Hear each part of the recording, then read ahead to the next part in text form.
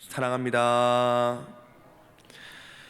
우리가 어제 들은 말씀은 이 세상이 예수를 보고 더러는 세례 요한이다, 더러는 엘리야다, 더러는 선지자 중에 한 사람이다 라고 고백했지만, 예수님의 제자 베드로는 주는 하나님의 그리스도시라 라고 고백했습니다. 그래서 이 말씀을 통해서 예수님을 우리가 바로 알아야 한다. 세상은 예수님을 이용하려고 했지만 정말로 예수님을 우리는 이용하는 존재가 아니라 예수님은 하나님의 그리스도시다라는 말씀을 어제 받았습니다. 이 말씀을 마치시고 예수님께서 야고보와 베드로와 요한을 데리시고 변화산에 올라가셨다가 오늘 내려오시는 장면입니다. 변화산에 올라가셨다가 내려오실 때 이제 한 소동이 벌어졌어요. 어떤 소동이냐면, 예수님이 내려오시는 것을 보고 어떤 한 사람이 예수님께 소리를 칩니다. 주여, 예수님이여, 내 아들을 고쳐주소서, 내 아들을 돌보아 주소서. 예수님께서 그 상황을 보시니 그 아들의 상태가 심각해 보였습니다. 예수님이 보시니 귀신이 그를 붙잡고 있었다라고 말합니다. 마태복음에 보면 이는 간질병에 걸렸다라고 이제 표현하고 있는데, 그 상태가 매우 심각했습니다. 막 소리를 지르고 온몸에 경련을 일으키고 입에 거품을 물고 자신의 몸을 상하게 하는, 자해를 하는, 그저 간질병이라 보기에는 너무나 심각한 상태의 모습이었던 것이죠.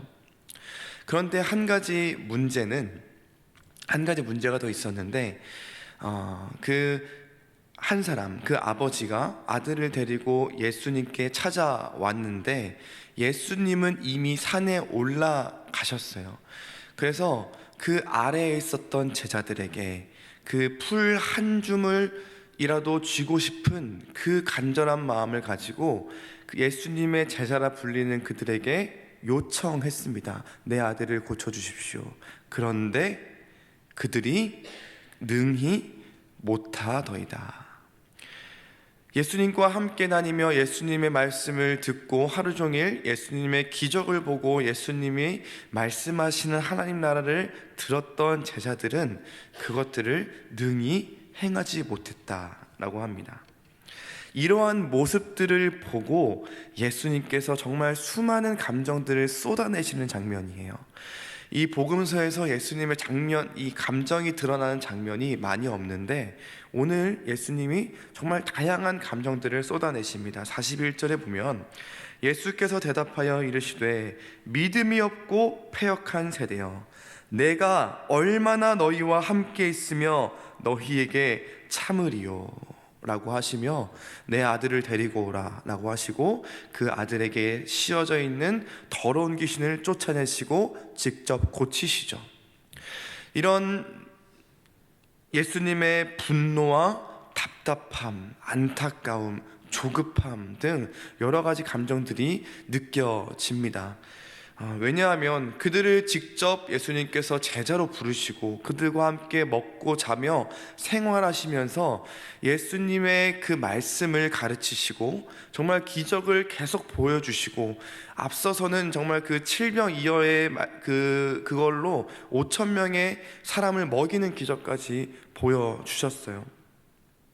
진정한 구원의 길이 어떤 것인지를 알려주셨음에도 불구하고 여전히 믿음이 작았던 그 제자들의 모습을 보니 너무나 안타깝고 답답한 마음이 들었습니다. 더군다나 예수님은 이제 곧, 계속해서 제자들에게 조금씩 말씀을 해주고 계신데, 이제 곧 내가 고난을 받는다, 이제 곧 내가 죽어야 한다, 그 날이 이제 다가올 날이 얼마 남지 않았는데 여전히 믿음이 작았던, 성장하지 않는 그 제자들의 모습을 보니 조급함마저 느껴지고 있는 것입니다. 예수님의 이 꾸짖음은 조금 사람의 눈으로 봤을 때는 좀 과하다 싶을 정도가 있을 수 있지만 사실 이유가 있었습니다. 우리가 오늘 9장 말씀인데 9장 1절 말씀을 보면 예수님께서는 이미 이 12제자들에게 능력을 주셨어요. 그래서 모든 귀신을 제어할 수 있는 능력, 병을 고칠 수 있는 능력, 하나님 나라를 선포할 수 있는, 전파할 수 있는 능력을 이미 주셨습니다. 그래서 그들로 하여금, 제자들로 하여금 각 마을에 두루 다니며 선포하게 하셨어요. 그 결과는 아주 성공적이었습니다. 각 마을에 두루 다니며 하나님의 나라를 선포했고, 그곳에서 그 귀신 들린 자를 쫓아내고 그곳에서 병이 들린 자를 고치는 굉장한 역사가 일어나는 것입니다. 굉장한 선교가 일어나는 것이죠. 이 일이 얼마나 대단했던지 분봉왕 헤롯이 이 모든 일을 듣고 심히 당황했다. 그래서 세상 사람들은 이 모습들을, 제자들의 모습들을 보고 어떤 이는 죽었던 요한이 살아 돌아왔다, 어떤 이는 엘리야가 돌아왔다, 어떤 이는 옛 선지자 중 한 사람이 돌아왔다라는 평가를 내립니다. 이 익숙한 평가, 사실 예수님에게 주어졌던 평가와 동일하죠. 예수님이 주셨던 능력을 가지고 예수님의 말씀대로 사역했고 결국 예수님과 같은 평가를 받게 된 것입니다.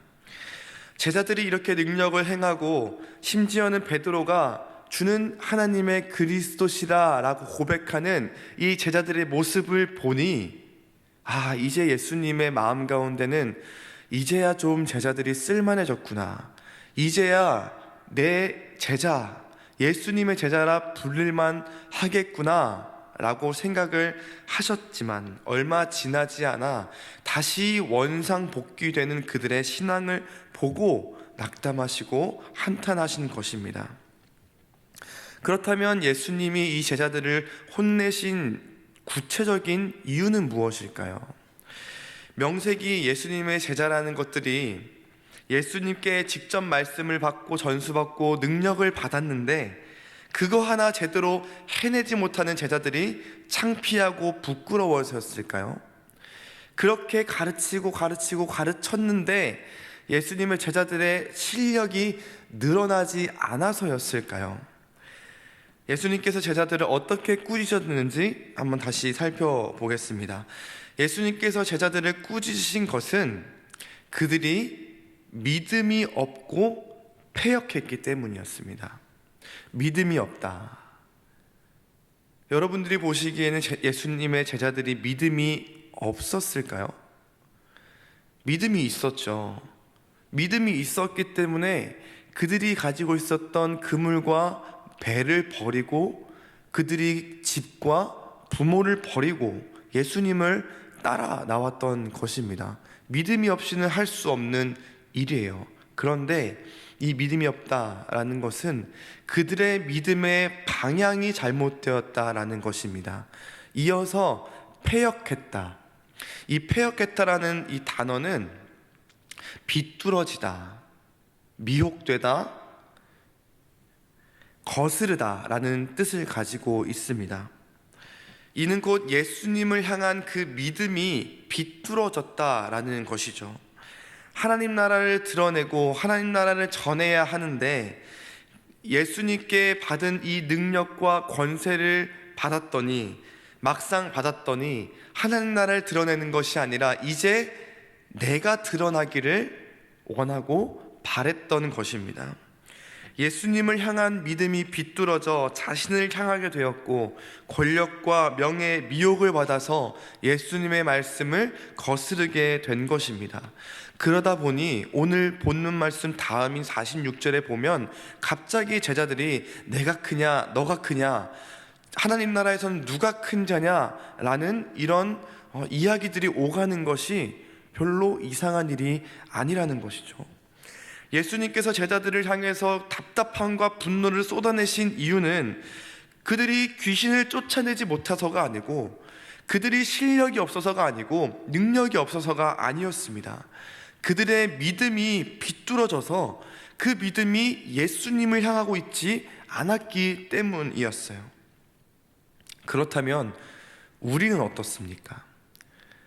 제자들은 그렇다 치고 우리는 어떻습니까? 우리는 제자들입니다.